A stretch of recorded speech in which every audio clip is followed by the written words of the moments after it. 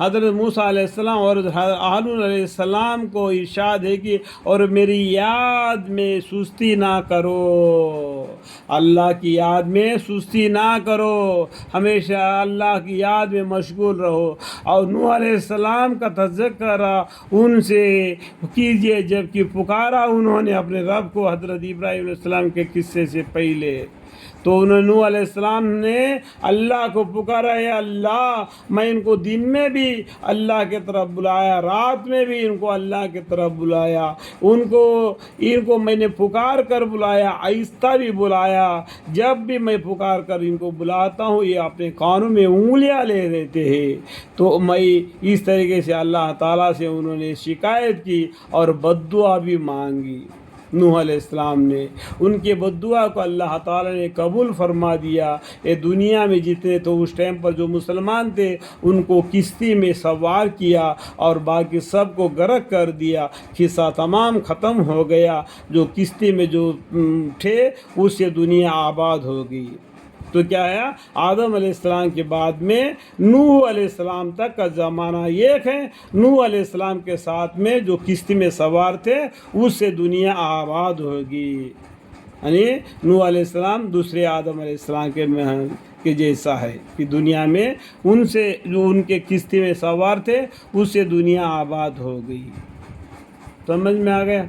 اور ایوب علیہ السلام کا ذکر کیجئے، جب کہ انہوں نے اپنے رب کو پکارا کہ مجھ کو بڑی تکلیف پہنچی اور آپ سب مہربانوں سے زیادہ مہربان ہیں۔ ایوب علیہ السلام کا قصہ آپ قصص الانبیاء میں پڑھنے سے آپ کو بہتر اچھی طریقے سے معلوم ہو جائے گا۔ اور مچھلی والے پیغمبر یعنی یونس علیہ السلام نے کیا کیا، جب ان کے قوم کو پیغام اللہ کا پہنچا دیا، انہوں نے کیا نہیں مانا تو مایوس ہو گئے، تو اللہ کے حکم کے بغیر انہوں نے کیا کیا، وہ جگہ علاقہ کو چھوڑ کر چل دیے، تو اللہ تعالیٰ نے ان کو مچھلی کے پیٹ میں پکڑ لیا اور ان کے قوم کو ہدایت دے دیا۔ ہدایت دینا کس کے ہاتھ میں ہے؟ اللہ کے ہاتھ میں ہے۔ ہدایت کا نہ دینا بھی اللہ کے ہاتھ میں ہے۔ اللہ ہدایت دینے والا ہے، اللہ ہدایت دینے والا ہے۔ یونس علیہ السلام کو مچھلی کے پیٹ میں پکڑ لیا اور ان کے قوم کو ہدایت دے دیا۔ ان کے اوپر جو آفت آنے والی تھی آسمانی یا کوئی بھی ہو وہ ان پر نہیں آئی، وہ صحیح سلامت تھے۔ جب مچھلی کے پیٹ میں یونس علیہ السلام نے اللہ کو پکارا، لا الہ الا انت سبحانک انی کنت من الظالمین، تو اللہ تعالیٰ نے ان کو 40 دن کے بعد میں مچھلی ان کے پیٹ سے باہر نکال دیا، تو وہ بالکل بے جان ہو گئے۔ جو اپنے پیروں کو ہلایا تو پانی آ گئی، اسے نہا لیا اور ان کو قوت آ گئی، اس کو پی لیے۔ وہاں پر بیلدار درخت ہوگا جسے کنکڑی کے جیسا، اس کو کھا لیے۔ ان کا دل میں جب طاقت آ گیا، جب اپنی قوم کے پاس پہنچے تو قوم سدھر گئی تھی۔ وہ مچھلی والے یعنی یونس علیہ السلام کا قصہ آپ کو پڑھیں گے تو معلوم پڑ جائے گا۔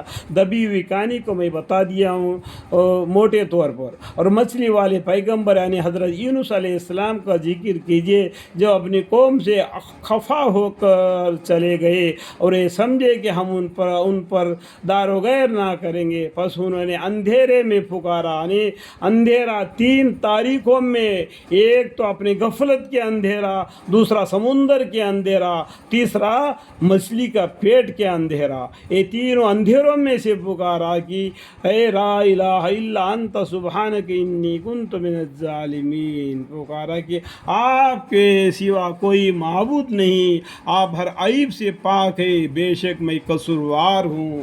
اس طریقے سے اللہ کو انہوں نے پکارا۔